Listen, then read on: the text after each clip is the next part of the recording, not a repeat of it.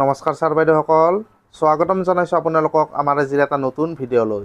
এই ভিডিঅ'টিত মই আপোনালোকৰ কাৰণে লৈ আহিছোঁ এটা অতি গুৰুত্বপূৰ্ণ খবৰ। আৰু এই গুৰুত্বপূৰ্ণ খবৰটো হৈছে শিক্ষকৰ দৰমহা বন্ধ সম্পৰ্কত পুনৰ নতুন নিৰ্দেশনা প্ৰকাশ কৰিছে ৰাজ্যৰ শিক্ষা বিভাগে। ৪,৯০৭ গৰাকী শিক্ষকৰ দৰমহা বন্ধ প্ৰসংগত পুনৰ এক নতুন নিৰ্দেশনা জাৰি কৰিছে ৰাজ্যৰ শিক্ষা বিভাগে। যোৱাকালি অৰ্থাৎ ৬ জুলাই ২০২৪ তাৰিখে এই নিৰ্দেশনা জাৰি কৰা হৈছে। ইতিমধ্যে আপোনালোকে গম পাইছে যে যোৱা ৪ জুলাই ২০২৪ তাৰিখে অসম চৰকাৰৰ ছেক্ৰেটাৰী শ্ৰী নাৰায়ণ কোঁৱৰৰ ফালৰ পৰা প্ৰতিখন জিলাৰ এডিশ্যনেল ডিষ্ট্ৰিক্ট কমিশ্যনাৰসকললৈ এক নিৰ্দেশনা পত্ৰ প্ৰেৰণ কৰা হৈছিল। আৰু এই নিৰ্দেশনা পত্ৰখনৰ জৰিয়তে শিক্ষা হেতুত অনুপস্থিত থকা ৰাজ্যৰ ৪,৯০৭ গৰাকী শিক্ষকৰ এক্সিষ্টেণ্ট তদন্ত কৰাৰ লগতে তেওঁলোকৰ দৰমহা হোল্ড কৰিবলৈ নিৰ্দেশনা দিয়া হৈছিল। এই নিৰ্দেশনা পত্ৰ প্ৰকাশৰ পিছতে ৰাজ্যৰ শিক্ষক সমাজৰ মাজত যথেষ্ট প্ৰতিক্ৰিয়াৰ সৃষ্টি হৈছিল।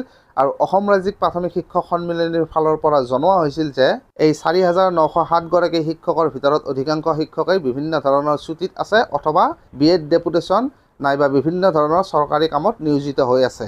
তো তাৰ পিছতে যোৱাকালি ৬ জুলাই ২০২৪ তাৰিখে অসম চৰকাৰৰ ছেক্ৰেটাৰী শ্ৰী নাৰায়ণ কোঁৱৰৰ ফালৰ পৰা প্ৰতিখন জিলাৰ এডিশ্যনেল ডিষ্ট্ৰিক্ট কমিশ্যনাৰসকললৈ পুনৰ এখন নতুন নিৰ্দেশনা পত্ৰ প্ৰেৰণ কৰা হৈছে। আৰু এই নিৰ্দেশনা পত্ৰখন ইয়াতে স্ক্ৰীণত মই আপোনালোকক দেখুৱাই দিছোঁ। আৰু এই নিৰ্দেশনা পত্ৰখনত কোৱা হৈছে যে I am directed to request you to hold the salaries of the absentee teachers in the Shiksha Setu portal as appeared in the list, except those who are attending training, leave or any such government duties with due permission.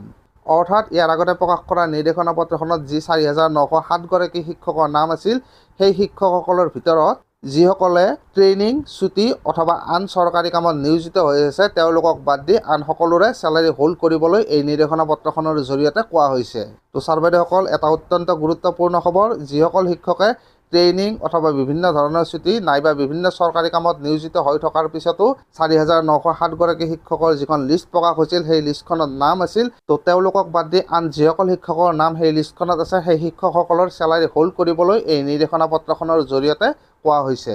৪,৯০৭ গৰাকী শিক্ষকৰ যি list প্ৰকাশ কৰা হৈছিল সেই লিষ্টখনত নাম থকা যিসকল শিক্ষকে ট্ৰেইনিং, ছুটী অথবা আন চৰকাৰী কামত নিয়োজিত হৈ আছে তেওঁলোকৰ চেলাৰী হোল্ড নহয়, তাৰ বাদে আন যিসকল শিক্ষকৰ নাম এই লিষ্টখনত আছে তো সেই শিক্ষকসকলৰ চেলাৰী হোল্ড কৰা হ'ব বুলি এই নিৰ্দেশনা পত্ৰখনৰ জৰিয়তে কোৱা হৈছে। তো ছাৰ বাইদেউসকল, নিশ্চিত ৰূপত আপোনালোকৰ কাৰণে এইটো এটা অত্যন্ত গুৰুত্বপূৰ্ণ খবৰ। আৰু আজিৰ এই ভিডিঅ'টিৰ জৰিয়তে মই আপোনালোকৰ মাজলৈ এই গুৰুত্বপূৰ্ণ খবৰটোৱে লৈ আহিলোঁ। তো আজিৰ ভিডিঅ'টিত এইখিনিয়ে। ভিডিঅ'টো ভাল লাগিলে লাইক আৰু শ্বেয়াৰ কৰি দিবলৈ নাপাহৰিব। ধন্যবাদ।